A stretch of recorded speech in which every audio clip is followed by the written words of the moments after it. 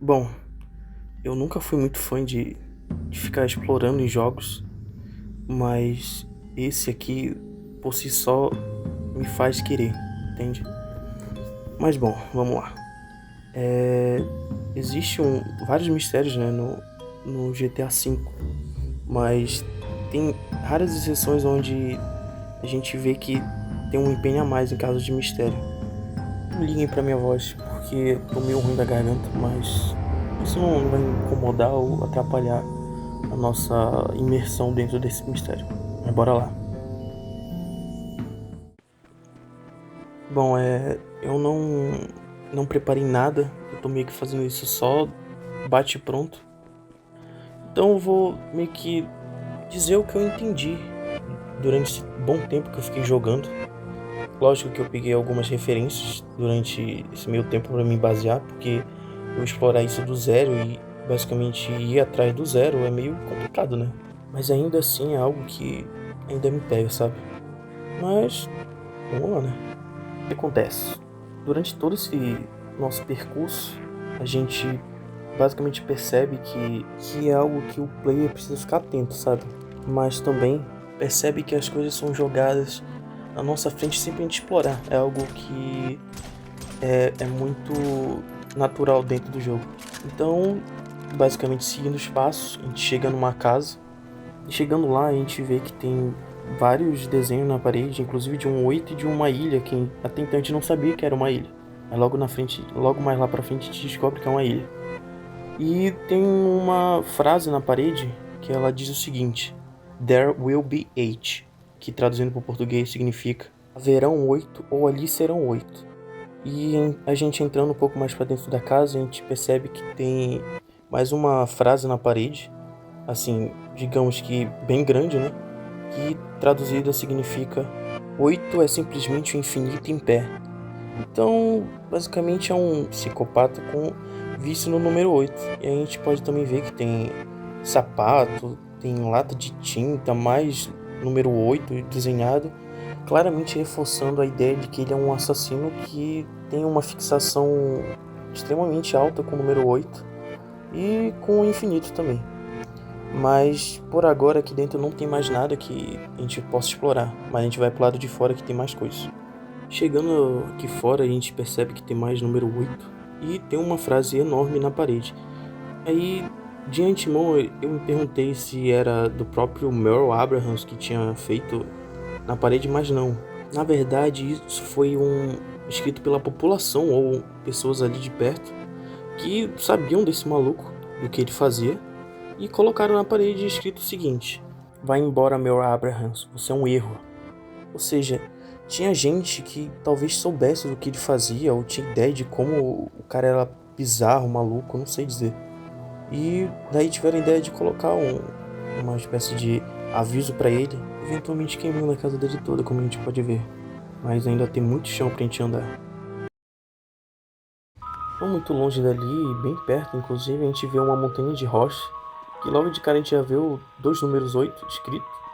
E a gente andando um pouco mais pra cima, a gente vê que tem mais um monte de 8 escrito e uma espécie de poema escrito numa pedra, que é bem comum, né? Bem comum, mas o que tá escrito é basicamente o seguinte: um está vivo, dois foi divertido, três tentaram correr, quatro chamaram a mamãe, cinco não estão vivos, seis. Pois é, em questão do seis, eu fiquei pensativo, falei o que significa Nix, mas eu dei uma pesquisada, né? Nyx é uma deusa da mitologia grega, que basicamente ela é uma deusa primordial. Ela também foi nascida do caos e basicamente é isso. Então, não sei se isso tem a ver, mas basicamente não sei se ele fez uma referência, algo do tipo, mas vamos considerar que sim. Mas continuando. Sete estão no céu e oito não irão esperar. Então, basicamente, que é uma frase claramente expondo o que ele já fez e o que ele vai fazer. E, novamente, a obsessão com o número 8. E é o que mais, basicamente, aparece em toda a nossa investigação sobre esse tal assassino. E daí, andando um pouco mais pra frente, em outra montanha de pedra, a gente basicamente vê outro outra frase, algo do tipo. Frase em si, ela é bem, como é que eu posso dizer, poética, digamos assim. E que tá escrito o seguinte: eles me querem e podem me levar, mas nunca terão ou pegarão as minhas pessoas, mesmo que os deixe onde quer que coloque. Daí eu me questionei, minhas pessoas, onde quer que coloquem?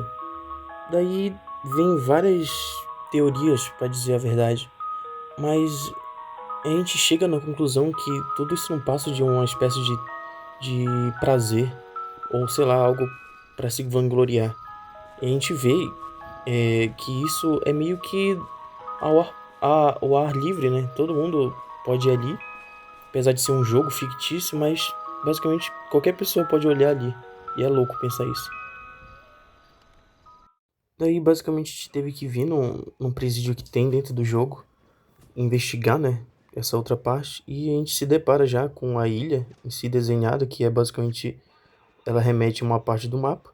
8 e basicamente a frase que diz o seguinte: onde a água encontra a terra, outrora jorrou adiante, ali permanecerá o 8 infinito, até que eu retorne. Vendo isso, a gente entende que ele iria voltar, né? Depois de ser preso. Mas não é bem isso que a gente vê, não. Mas agora a gente vai lá pra ilha, onde tudo meio que se encerra.